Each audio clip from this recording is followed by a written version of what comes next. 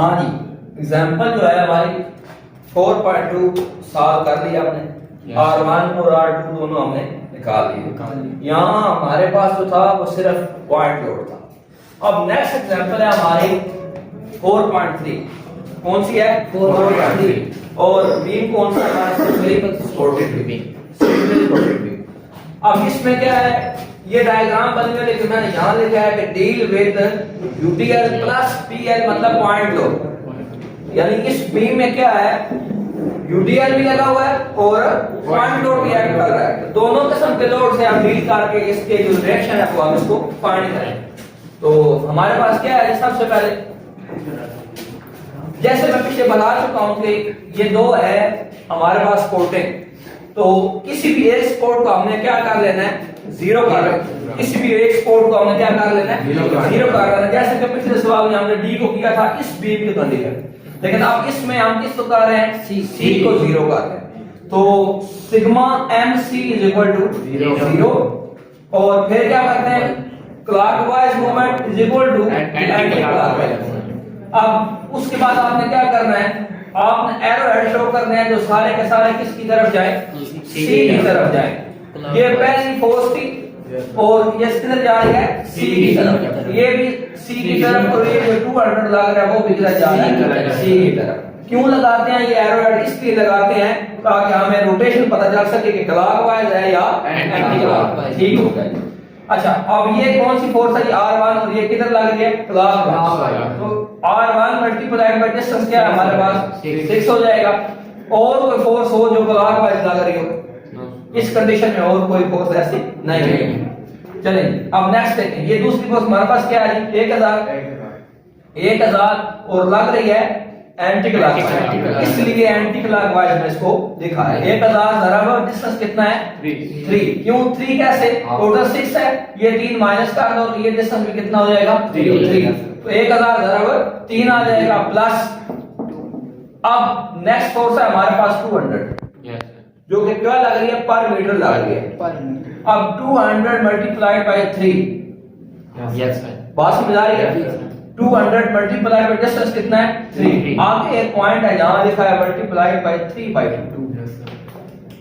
ये ही इसमें नई बात है, जब यूटीएल एक्ट कर रहा होता है ना और हम मूवमेंट ले रहे होते हैं, ये बात याद रखने वाली है कि जब यूटीएल एक्ट कर रहा होता है ना और हम क्या निकाल रहे होते हैं, मूवमेंट निकाल रहे होते हैं, तो जितना डिस्टेंस होता है ना, फोर्स को उसके डिस्टेंस से एक दफा मल्टीप्लाई करते हैं और फिर उसी डिस्टेंस के हाफ से भी मल्टीप्लाई करते हैं। कब ऐसा करते हैं, जब मोमेंट निकाल रहे होते हैं तो यूटीएल फोर्स लग रही है, तो यूटीएल की सूरत में हम फोर्स को उसके डिस्टेंस से मल्टीप्लाई करके फिर उस फोर्स के जो डिस्टेंस होता है उसी के हाफ से भी मल्टीप्लाई करते हैं। ये हम किस केस में करते हैं, यूटीएल के केस में। ये आपने इसको ज़हन में रख लेना है, हमारा तमाम यूटीएल जो भी केस इस किस्म के आएंगे, यूटीएल की सूरत में जब मोमेंट निकाल रहे होंगे तो हम ऐसा ही करेंगे। तो मैंने इसी तरह किया, 200 जरा टोटल डिस्टेंस कितना था, 3, और 3 का हाफ मैंने लिख दिया 3/2। आगे बात समझिए, ओके हो गया। इसको लिख दिया 6R1, ये 3000 बन गया, प्लस ये क्या बन जाएगा, 600, और इसको इससे मल्टीप्लाई करेंगे तो क्या आ जाएगा, 900 प्लस 3000 कितना बन जाएगा, 3900, 3900। अब ये 6 इसके साथ क्या हो रहा है, मल्टीप्लाई, इसके नीचे क्या हो जाएगा, डिवाइड हो जाएगा। इसको आप हल करके आंसर निकालेंगे तो 650 किलोग्राम आपके पास क्या आ जाएगा, R1 आ जाएगा। 650 किलोग्राम आपके पास क्या आ जाएगा, R1 आ जाएगा। ठीक है जी। इसी तरह अब नेक्स्ट फिर बिल्कुल वही procedure, R1 plus R2 is equal to total load. R1 की जगह 600 प्लस R2 वैसे ही आ जाएगा, और पहला लोड इसमें क्या है, 1000 जमा, फिर दूसरा लोड क्या है, 200 जो कि यूटीएल है, तो पर मीटर लग रहा है 200 × 3। यहां डिस्टेंस के आपसे मल्टीप्लाई नहीं करना। क्यों नहीं करना भाई, इसलिए नहीं करना क्योंकि यहां हम मोमेंट नहीं निकाल रहे, यहां हम मोमेंट निकाल रहे हैं, ऊपर हमने लिखा भी है मोमेंट, लेकिन यहां हम सिर्फ लोड लिख रहे हैं। तो यूटीएल को पॉइंट लोड बनाने के लिए हमें सिर्फ उसको 3 से ضرب देना है, बस। बात समझ आ रही है? तो ये 200 × 3 करेंगे हमारे पास, तो ये भी 600 आ जाएगा, और ये 1000 जमा करेंगे तो कितना बच जाएगा, 1600 बच जाएगा। अब इधर जो हमारा 600 था 600, इसको दूसरी तरफ ले जाएंगे। ये 600 था, ये गलती से थोड़ा सा जो है ना 650 इसको लिख रहे हैं, ठीक है जी। ये 650 था, इसको उधर लेके चले गए तो ये क्या बन गया, माइनस का 650 बन गया, ये प्लस का था। सो 1600 में से 650 को माइनस करेंगे तो हमारे पास R2 की वैल्यू आ जाएगी जो कि क्या है 950 किलो। यहां तक आपको क्लियर है? Yes sir. यही हमारा प्रोसीजर था। सिर्फ इसमें ये क्वेश्चन बिल्कुल एग्जांपल 4.2 की तरह था, लेकिन इसमें क्या है, इसमें सिर्फ ये फर्क आया यूटीएल की वजह से। और वो कितना फर्क आया है कि जब हम डिस्टेंस से मल्टीप्लाई करते हैं फिर डिस्टेंस के हाफ से भी मल्टीप्लाई करना होता है। ठीक हो गया? इसी चीज को मद्देनजर रखते हुए अब हम एक और एग्जांपल ले रहे हैं और यहां मैंने लिखा है ओवर हैंगिंग बीम। पीछे क्या था, सिंपलिस्ट बीम, लेकिन यहां क्या है ओवर हैंगिंग बीम। ऐसा बीम होता है जो सहारों से बाहर की तरफ बड़ा होता है। आप देखें कि ये एक्सपोर्ट है, ये एक्सपोर्ट है और दोनों तरफ ये बाहर को बड़ा हुआ है। एक तरफ भी बड़ा हुआ हो सकता है, एक तरफ भी बड़ा हुआ हो सकता है, यहाँ दोनों तरफ बड़ा हुआ है। अब इस बीम को देख लेते हैं। एग्जांपल आपकी बुक में है चैप्टर में 4.6। ये 2 मीटर स्पैन है, 3 मीटर स्पैन है, 2 मीटर स्पैन है, 2 metre span. A B C D E इसके पॉइंट है और एक फोर्स यहाँ पे लगा दिया, ए पॉइंट के ऊपर 600, फिर सी पॉइंट के ऊपर एक लगा दिया है 1000 और एक यूटीएल की सूरत में लगा दिया है जो कि 200 किलोग्राम पर मीटर। ठीक हो गया जी। R1 और R2 उसके दोनों रिएक्शन है जो कि हमने फाइंड कर रहे हैं। यहाँ हमने जो फाइंड देखे हैं निकाले हैं, इसको हम लिख देते हैं जी इधर। R1 हमारा क्या था 650 किलोग्राम और R2 हमारा क्या है 950 किलोग्राम। ओके हो गया जी। हाँ नेक्स्ट अब हमने फिर किसी एक सपोर्ट को जीरो करना है। किसको करना है? एक सपोर्ट को।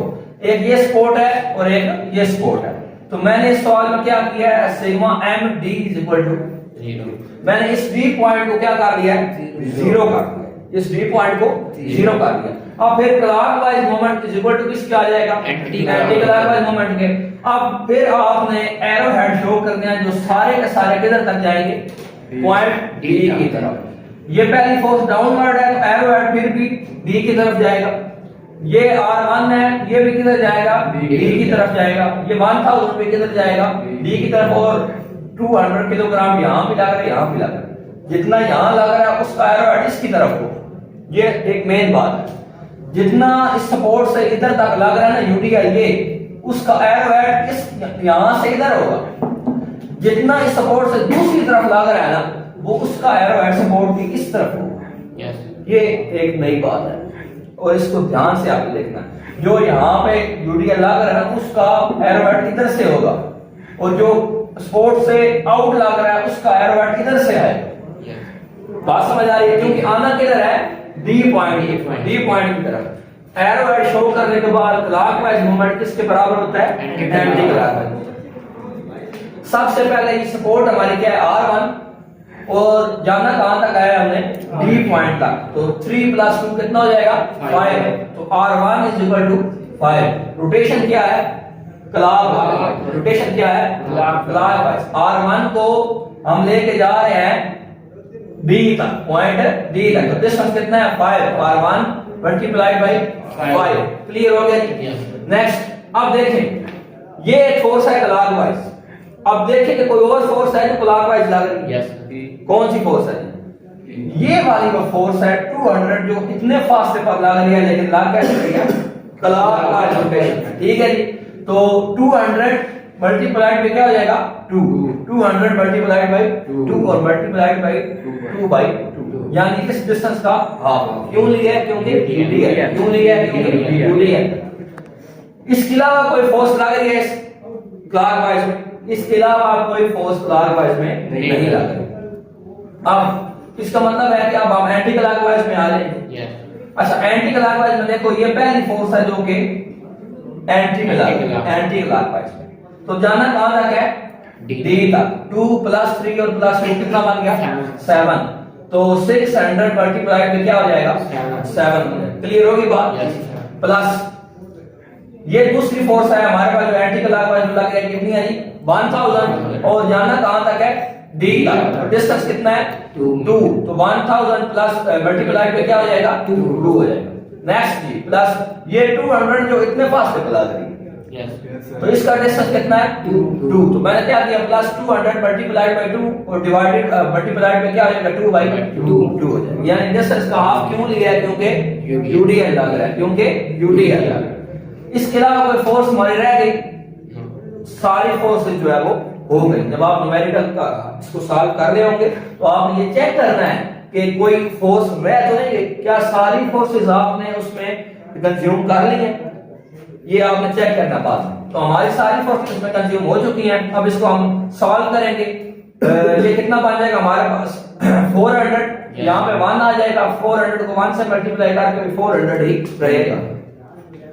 5r1 से मल्टीप्लाई होकर 5r1, 600 को 7 से करेंगे तो 4200 प्लस 1000 को 2 से करेंगे तो 2000 प्लस ये क्या बन जाएगा फिर 400। अब इन सब को प्लस करेंगे 600 आ जाएगा, माइनस का 400 क्यों किया, ये वाला प्लस का 400 इधर आके माइनस का 400 हो गया। अब 6200 बाकी रह जाएगा, 5 इससे मल्टीप्लाई हो रहा था, इधर आके क्या हो गया डिवाइड हो गया। तो R1 की वैल्यू आपके पास आ गई कि 1240 यहां तक बात सबको क्लियर है। ओके नेक्स्ट फिर वही procedure R1 plus R2 equal to total load क्या आ जाएगा, R1 आपको कितना है 1240 प्लस R2। अब टोटल लोड आपने काउंट करना है कैसे जी, सबसे पहले कितना हमारा लोड 600 मैंने लिखा है, पहला लोड क्या है 600, दूसरा लोड क्या है जी 1000 और तीसरा लोड हमारे पास क्या है 200 किलोग्राम पर मीटर। तो 200 कितने डिस्टेंस पे लग रहा है 4 मीटर पे लग रहा है, तो 200 मल्टीप्लाई बाय 4। यहां हाफ क्यों नहीं लिया इसमें, क्योंकि ये हम लोड निकाल रहे हैं, रिएक्शन निकाल रहे हैं, मूवमेंट निकाल नहीं रहे। हमें यहाँ सिर्फ लोड चाहिए, हमें मूवमेंट नहीं चाहिए, इसलिए डिस्टेंस का हाफ नहीं लिया। तो इसको कैलकुलेट करेंगे 800, 1000, 1800, ये 6 आके क्या आ जाएगा 2400 और ये 1240 इधर आके क्या हो जाएगा माइनस का, तो ये 1160 किलोग्राम जो है वो आपके पास। तो ये R2 की वैल्यू निकल आई, दोनों R की वैल्यू आप निकाल ली। R1 था आपका 1240 किलोग्राम और 1160 किलोग्राम। ठीक है यहां तक क्लियर है, एनी क्वेश्चन? ठीक है।